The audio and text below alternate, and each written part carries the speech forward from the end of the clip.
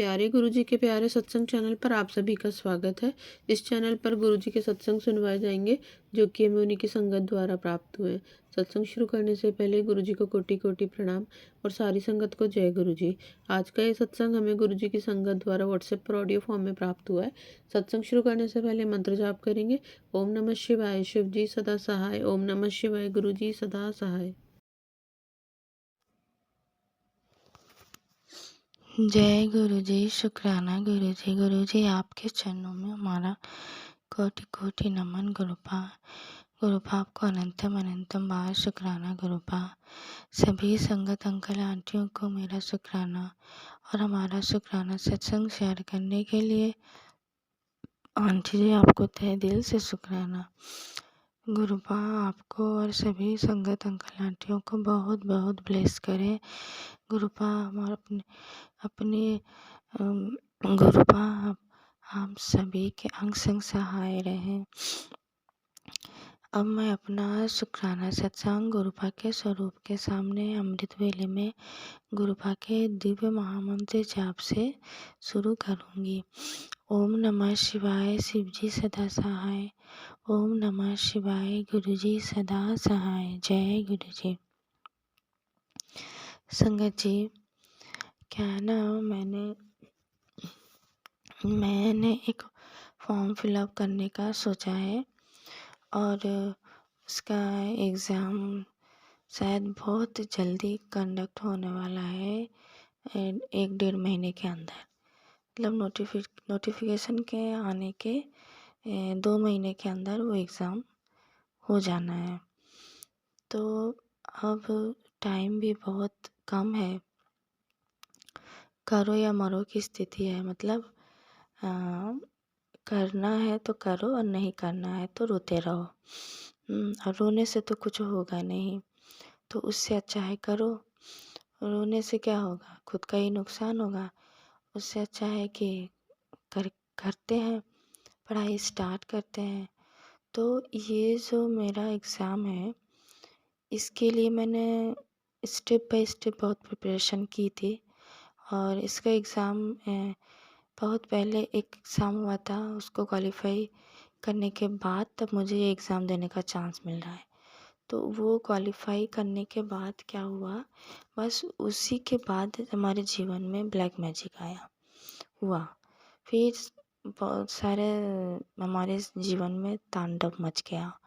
धीरे धीरे सब ख़त्म होने लगा और ब्लैक मैजिक के इफ़ेक्ट धीरे धीरे दिखने लगे मेरे अंदर, मेरे हस्बैंड अंकल जी का अंदर, मेरे बेटी के अंदर, जो कि कभी मुझे ये इन सब चीज़ों के बारे में पता भी नहीं था। तो मैं जब मैंने वो एग्ज़ाम क्वालिफाई किया था, पहला स्टेप, तो उसके बाद से मैंने इस एग्ज़ाम के लिए मैंने प्रिपरेशन शुरू कर दिया था। तो मेरा प्रिपरेशन बहुत ज़ोर शोर से हो रहा था और शायद 3-4 महीने मैंने बहुत अच्छे से किया। हाँ, करने के बाद फिर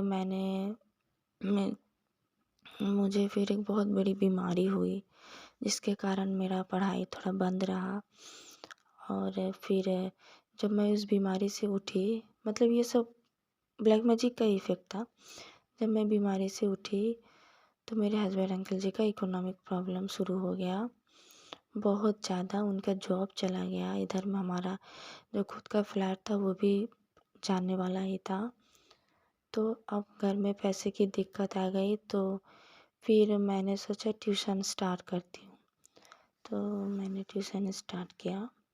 हाँ, तो वो जो बीमारी थी उसमें ऐसा था ना कि बाहर निकलना मना था, मतलब मुझे टीबी हुआ था। तो 1 महीना बाकी था कोर्स, बट होता है ना 2 महीने बाद जब रिपोर्ट नॉर्मल आता है, हाँ, तो उसके बाद मतलब हम नेगेटिव हो जाते हैं। हाँ, टीबी के जो बैक्टीरिया जैसे नेगेटिव हो जाते हैं। पर फिर भी हमें 6-7 महीना हमें मतलब इन्वायरमेंट से दूर रहना रहता है ना, बाहर के समाज से। पर हमारे ऐसी परिस्थितियाँ खड़ी हो गई थी, तो 1-2 महीना बाकी था, तो मैंने तभी से ट्यूशन स्टार्ट कर दिया था। प्रिकॉशन लेती थी। मतलब दवा कोर्स चलना था, पर डॉक्टर ने कहा था कि हाँ, अब आप अपने परिवार वालों के साथ उठ बैठ सकती हैं। पर क्या है, समाज में अगर ये पता चल जाए तो वो लोग तो मुझे अलाउ नहीं करेंगे ना ट्यूशन के लिए। तो इसलिए मैंने ये बात छुपा के रखी थी। तो मैं ट्यूशन करना स्टार्ट कर दिया था मैंने। तो मेरा धीरे धीरे बढ़ने लगा, क्योंकि मुझे पता नहीं था, पर गुरुपा थे हमारे साथ। क्योंकि गुरुपा हमें 2023 में गुरुपा ने हमें अपने आप से जोड़ा था। हाँ, और ये इसके पहले की बात है। फिर क्या हुआ, ब्लैक मैजिक का इफ़ेक्ट इस पे भी पड़ा, ट्यूशन में भी पड़ा। पूरा का पूरा ट्यूशन चला गया। बहुत अच्छा ट्यूशन चल रहा था, अच्छी इनकम होने लगी थी कुछ ही महीने में। जबकि मैं यहाँ नई थी, वो भी चला गया, पूरा ट्यूशन बंद हो गया। मेरे हस्बैंड, फिर हमारा वो फ्लैट भी चला गया। हाँ, रेंट के रूम में आ गए हम, ऐसा हुआ। तो अभी हस्बैंड अंकल जी का भी कोई काम नहीं चल रहा था। नया नया काम खोलते तो वो बंद हो जाता कुछ ही दिनों में। अभी वो एग्ज़ाम बीच में फिर से वो फॉर्म फिलअप करना था मुझे, जिसके लिए मैं प्रिपरेशन कर रही थी। पर पता नहीं क्या हुआ, मैंने फॉर्म फिलअप भी किया था यहाँ, और प्रिपरेशन तो चल ही रहा था, पर मैंने एग्ज़ाम नहीं दिया। इतना डर मेरे अंदर आ गया था और इतनी परिस्थितियाँ उलट पलट गई थी कि मैंने एग्ज़ाम ही नहीं दिया। इसी बीच और 2-3 एग्ज़ाम थे दूसरे लेवल के, वो भी मैंने नहीं दिए। समझ में नहीं आ रहा था। मेरे भैया भाभी मम्मी पापा सभी मुझे बहुत डांट रहे थे कि लड़की क्या कर रही है, वैसे भी इतनी इकोनॉमिक प्रॉब्लम है और एग्ज़ाम नहीं दे रही है। ठीक है, ऐसा हुआ। फिर बाद में पढ़ाई से तो मन ही हट गया बिल्कुल। 1-2 साल तो मैं कुछ पढ़ ही नहीं पाई। ट्यूशन गया, उसके बाद पढ़ना भी बंद। एकदम से पढ़ाई बंद हो गया। मतलब क्या, मेरी बुद्धि बांध दी गई थी। मैंने कितना कुछ डिसीजन लिया था, प्लानिंग किया था कि ऐसे ऐसे पढ़ना है, सब कुछ मतलब बर्बाद हो गया। समझ में नहीं आ रहा था कि क्या हो रहा है। तो अब धीरे धीरे 2-3 साल के बाद, हाँ, गुरुपा ने तो हमें 2023 में जोड़ा, जब भयंकर चरम पे था ब्लैक मैजिक। फिर गुरुपा ने हमें समझाया कि ये ब्लैक मैजिक का इफ़ेक्ट है। फिर धीरे धीरे गुरुपा ने काटा, आज तक काट रहे हैं गुरुपा। और अब लग रहा है, जैसे कि सच बताओ संगत जी, जैसे लग रहा है कि अब ब्लैक मैजिक का अंतिम पड़ाव है। और गुरुपा भी ये कह रहे हैं। बहुत कुछ झेला है, बहुत कुछ, पर गुरुपा साथ में थे, तो इसीलिए अभी तक हम बचे हुए हैं। तो अभी वो एग्ज़ाम फिर से होने वाला है। और अब क्या है, हाथ में 2 महीने हैं। तो जो भी मैंने प्रिपरेशन थोड़ी बहुत की थी, बीच में गैप हो गया, फिर बाद में स्टार्ट किया गुरुपा की कृपा से। पढ़ाई में मन बैठा, पर ट्यूशन नहीं स्टार्ट हो सका। फिर ट्यूशन अब नहीं कर पाती हूँ। घर बेटी संभालना रहता है, क्योंकि हमें सब छोड़ के चले गए हैं हमारे ससुराल तरफ से। तब मेरी सासू माँ थी। हाँ, तो मैं बाहर जाके ट्यूशन कर पाती थी, बेटी घर में थी। अब तो ब्लैक मैजिक के कारण सब लड़ाई झगड़ा हो गया, सब हमें छोड़ के चले गए। तो ऐसे में क्या होता है, घर में रहना पड़ता है बेटी को संभालने के लिए।